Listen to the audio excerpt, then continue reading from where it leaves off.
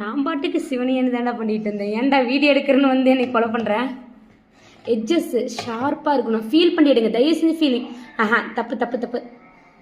மெது எடுக்க ஷார்ப்னா மெதுவாக வச்சு ஒரு சைட் இங்கே பாருங்கள் சொல்லித்தரேன் பாருங்கள்.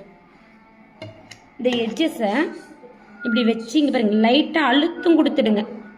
அப்போ தான் வந்து இந்த இடம் இருக்குது பாருங்கள், இந்த இடமெல்லாம் உங்களுக்கு ஒரு ஃபினிஷிங் கொடுக்கும் லைனு. இங்கே பாருங்கள் நான் எடுக்கும்போது தெரியுதுங்களா? இப்போ இந்த சைடு இதெல்லாம் அப்போ இன்னொரு ரெடி பண்ணுங்க. ஃபீல் பண்ணால் மட்டும்தான் அது கரெக்டாக தப்பான்னு தெரியும். நல்லா லைட்டாக அழுத்தம் கொடுங்க. லைட்டாக ப்ரெஷர் லைட்டாக ஸ்மூத்தாக. Okay super.